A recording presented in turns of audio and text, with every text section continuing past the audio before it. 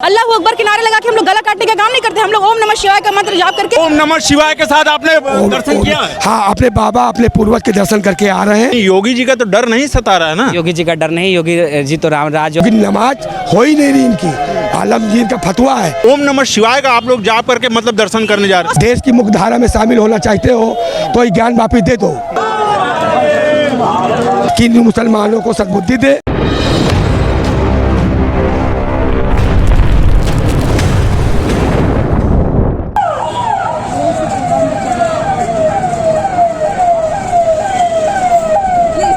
जी जी,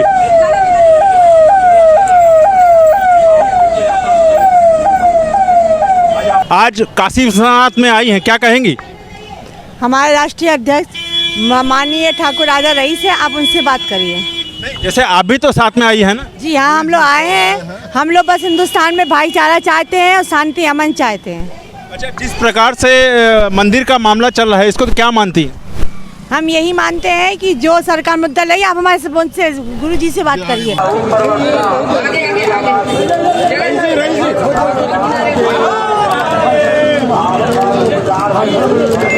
आज आप काशी विश्वनाथ मंदिर में दर्शन कर रहे हैं, क्या मानते हैं?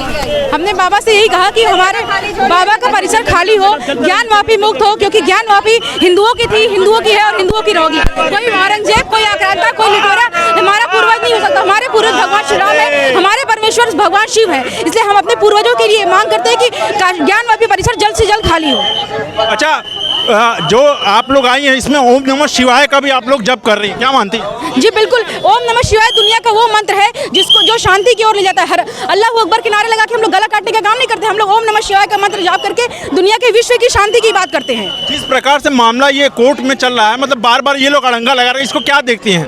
देखिए, झूठ ही होगा, चाहे वो कितनी भी तर्ज पे तोला जाए, चाहे कितनी भी शर्तों पे उतारा जाए। सत्य को कभी आँच नहीं है, सत्य उजागर होगा और उजागर होकर ही रहेगा।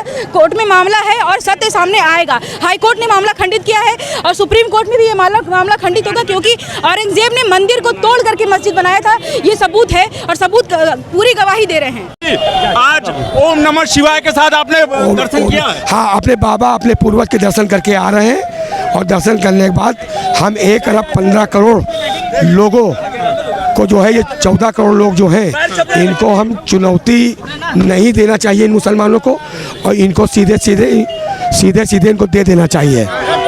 इनको दे देना चाहिए, इनको दे देना चाहिए खुशी, या जो कोर्ट का निर्णय आए। बड़ी संख्या में आप लोग आज आए हैं, क्या मानते हैं? कोर्ट का जो निर्णय है वो निर्णय यहाँ के मुसलमान माने। भीख में मांगी गई थी कि हमको 3 दे दो, अयोध्या दे दो, काशी दे दो, मथुरा दे दो, लेकिन न दे करके ये चुनौती दे रहे हैं। मैं सिर्फ इतना कहना चाहता हूँ कि कोर्ट का निर्णय जो है वो स्वीकार करें और कोर्ट से पहले ये अपने आप दे दें यहाँ की मस्जिद को, क्योंकि नमाज हो ही नहीं रही इनकी।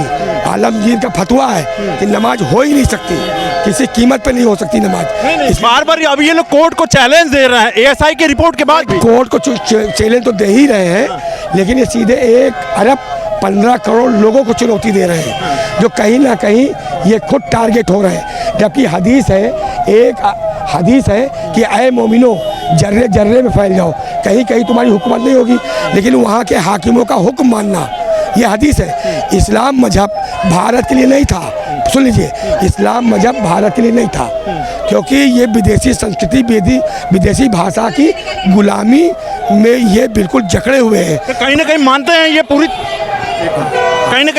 पूरी तरह से ये गलत लोग कर रहे हैं, कट्टरता है, बेमनस्ता है, और मैं तो कहूँगा कि इनको दे देना चाहिए, किसी न किसी तरीके से दे दे। बड़ी, क्योंकि आपका जो कौम है, उस कौम को क्या ये स्वीकार करेगा ये बात? मैं मुसलमानों से कहूँगा कि ये भारत, ये हिंदुस्तान हिंदुओं का है, 1 अरब 15 करोड़ लोगों का है।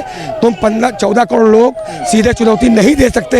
देश की मुख्यधारा में शामिल होना चाहते हो तो ये ज्ञान वापस दे दो। ये मैं मुसलमानों को ये मैं संदेश देने आया हूं। मांग करते हैं कि ज्ञान वापस दे देना चाहिए, बिल्कुल दे देना चाहिए, क्योंकि हम अपने पूर्वज के दर्शन करने आए थे बाबा के। उनसे मैंने मनोकामना भी की है कि इन मुसलमानों को सद्बुद्धि दे, क्योंकि शिव साधक में, शिव योग में है कि कॉस्मिक हीलिंग से निगेटिव अगर इनको एनर्जी मिली तो ध्वस्त हो जाएंगे। ध्यान, आपका बहुत बहुत धन्यवाद। ज्ञानव्यापी में भगवान शिव का दर्शन करने आए सारे लोग इकट्ठे के, ताकि एक भाईचारे का संदेश जाए यहाँ से कि मुसलमान भी अपने हिंदू भाइयों को उतना चाहते हैं जितना सभी एक दूसरे से प्यार करते। भारतवर्ष हमेशा प्यार मोहब्बत का देश है, बांटने वालों की, नफरतों फैलाने वालों की नहीं चलने वाली है। जिस प्रकार से मंदिर का मामला चल रहा है, इसको क्या देखते हैं?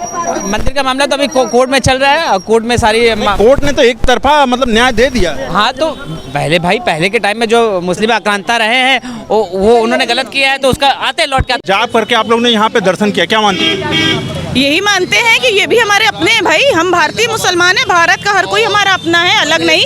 और फिर सबसे ज़्यादा विश्वास के जिस भरोसे हम यहाँ पर आए हैं वो मेरे योगी जी की सरकार थी, कि प्रशासन पे भरोसा था कि हम यहाँ निडर होकर जा सकते हैं, और वही हुआ। ऐसा लगा ही नहीं कि हम बनारस में आए, लगा हम अपने प्रयागराज में ही हैं। इतना अच्छा माहौल लगा, इतने अच्छे लोग और इतने अच्छे से यहाँ दर्शन हुआ। बात करें आपके समुदाय की तो मतलब पहली बार ऐसा हो रहा है, और भी काशी में हो रहा है कि मतलब ओम नमः शिवाय का आप लोग जाप करके मतलब दर्शन करने जा रहे हो सकता है आपने काशी में पहली बार सुना हो, लेकिन ये पहली बार नहीं है। सब मिलकर रहते हैं भाई, हिंदू भी हमारे नारे लगाते हैं, हम उनके लगाते हैं, क्योंकि हम भारतीय हैं। पहले हम भारतीय हैं, उसके बाद हम कुछ और हैं। जिस तरह से कोर्ट में मामला ये जब चला और कोर्ट ने भी एक पक्षी अब दे दिया, तो मतलब साक्ष्य के आधार पर दे दिया, तो अब उसके बाद भी लोग ये हाई कोर्ट तक ये चले जाते हैं। देखिए, वो तो एक आम छोटी सी ज़मीन का भी झगड़ा हो तो भी यही होता है, तो इसको इतना बढ़ा के नहीं देखना चाहिए। दोनों पक्ष आपस में शांत है, हो जाने दीजिए अब जो हो रहा है, और इसका स्वागत हो रहा है। अभी कुछ लोग जो नाराज़ हैं, कल वो भी मान जाएंगे, ये मेरा यकीन है। आपके बहुत सारे जो लोग कौम के लोग हैं, वो आपको नहीं लगता कि अब आप लोग टारगेट पे हो जाएंगे? बिल्कुल टारगेट पे करते हैं लोग कहते हैं कि जो नफरती हमेशा फैलाने वाले लोग हैं वो तो चाहते हैं कि लोग मिलजुल के ना रहे, तो वो टारगेट करते हैं। लेकिन जो सच्चे लोग होते हैं, अच्छे लोग होते हैं, वो कभी डरते नहीं किसी से कि कोई क्या सोचता है। जो हम लोग की परंपरा रही है, जो भारतीयों की परंपरा रही है कि हमेशा मिलजुल के रहना, एक दूसरे का त्यौहार मनाना, सेलिब्रेट करना, तो वैसे एक दूसरे की परंपरा को भी निभाना हम लोग का जो है कर्तव्य है। अच्छा, आप अपना परिचय बताइए, कहाँ से आए? मैं राहिल हसन प्रयागराज से आया हूँ। जो कितने लोग आए थे आज यहाँ पर? 350 लोग आए थे। 350 लोग आए थे। हाँ। तो ये चीज़ें आप कल भी कर सकते थे, जैसे आप का होता है स्पेशली जुम्मे के दिन नमाज पढ़ना कुछ पुण्य का काम होता है, तो ऐसे में मतलब आज इस तरह का?